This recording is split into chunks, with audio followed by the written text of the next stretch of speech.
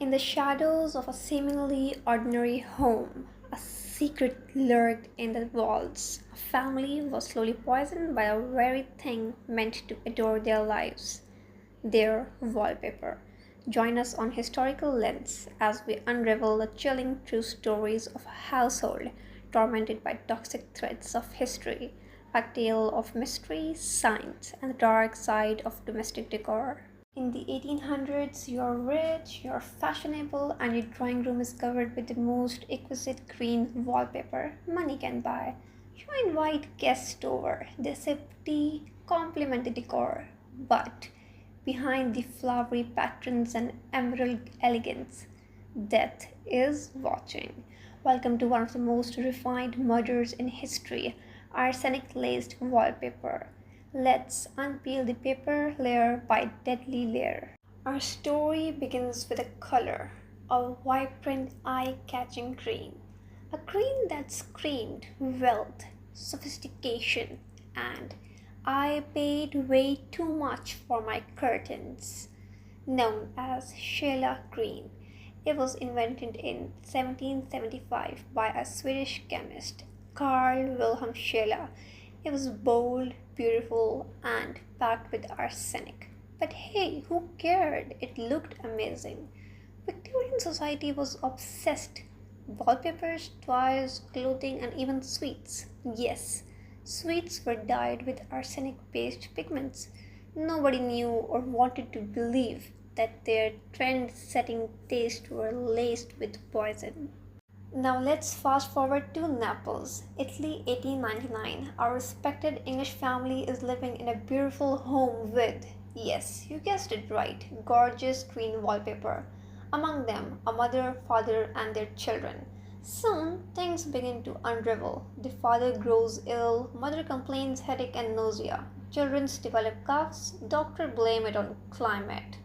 But symptoms persist vomiting, confusion, chronic fatigue, and then one by one, members of the family die. It seems like a tragic case of bad health or maybe an unlucky virus until a visiting guest too falls ill after spending only one night in a green decorated bedroom.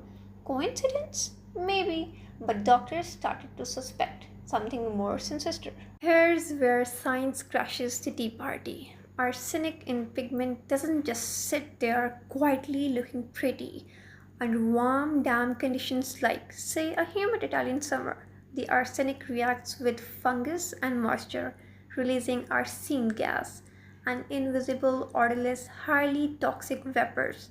So, every time the family entered the room, or heaven forbid, breathed, they were slowly inhaling poison. Think of it as a Victorian version of a gas chamber, except you paid for it and matched it to your drapes. The wallpaper was killing them, silently, elegantly, and ever so fashionably. As word spread, the wallpaper industry went into full denial mode. Merchants dismissed the death as coincidental. Chemists were mocked. Some even insisted that arsenic was beneficial in small doses. The wealthy didn't want to believe that the luxe lifestyle might be laced with toxins. But pressure mounted. Journalists and scientists began to raise concerns. Books like The House Poisoner exposed the truth, and slowly arsenic pigments were phased out. The exact number of deaths caused by arsenic wallpaper remains unknown. It was hard to prove. Slow poisoning leaves subtle footprints. But what is known is this: entire families were affected, their lives were lost, all because of a toxic trend. Today we'll look back and gasp, how could they not know? But remember, we have all got our own shiny hazards. Microplastics, processed food, 10 hours screen time. We're not exactly living in Eden either. The arsenic wallpaper story is more than a bizarre footnote in history. It is a cautionary tale about beauty, ignorance, and deadly cost of style.